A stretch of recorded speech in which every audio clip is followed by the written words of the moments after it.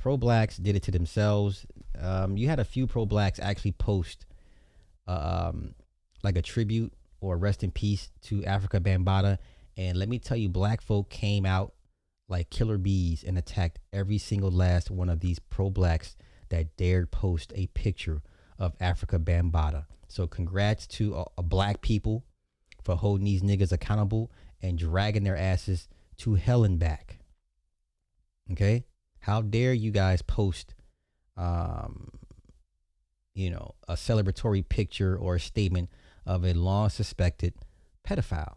But once again, Epstein Files is not y'all's concern. It's the people that look like you in your own families that you have to deal with.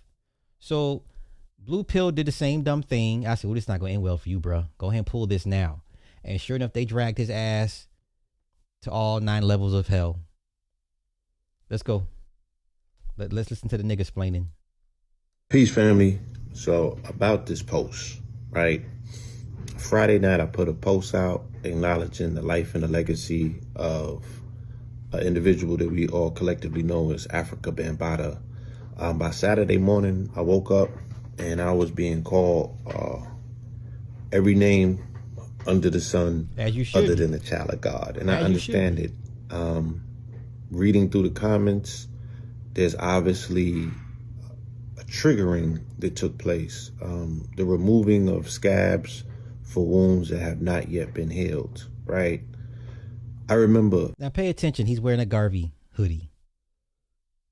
So he's a Pan-Africanist. And you wonder why this FBA thing is growing legs day by day, and more people are just drawing lines in the sand. Now, are those real lines in the sand? Not really. But the conversation must be had at some point. Then you can start to talk about political power and all that good stuff. But right now, this is why lines are being drawn in the sand. But come on. 10 years ago, 2016, when we initially called Bambaataa to the carpet to answer these allegations, I remember getting death threats. I remember not, feeling safe walking in the Bronx again. I remember the energy and the atmosphere during that time when people were in denial as to what was being said. Now, fast forward, here we go 10 years later, and you're not allowed, it's not time yet, right, to revisit this conversation in a way in which there's equanimity involved, or, you want to tell your version of the story about what said individuals may have meant. So I was at odds. I was on the fence, didn't exactly know, because I felt like I was standing, in what I consider to be my truth. Sometimes it's not about you. You know what I'm saying? Sometimes you have to read the room and understand that it's a larger dynamic at play. My phone kept ringing throughout the day. And the last call that I got was from a friend who had shared with me a story that he never shared with the world about him being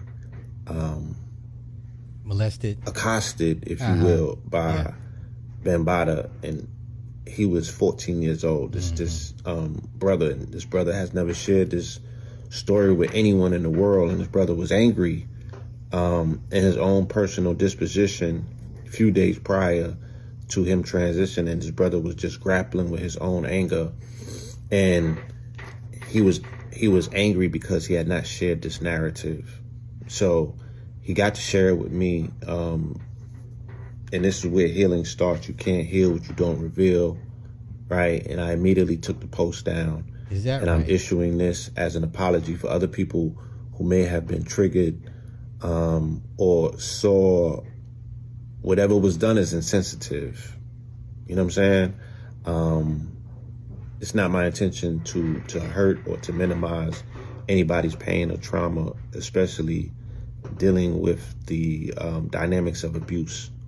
All right. So with that, I want to say peace, y'all. Let me just say this. A lot of people, younger people, only know of Bambaataa as a PDF file because of Hassan Campbell.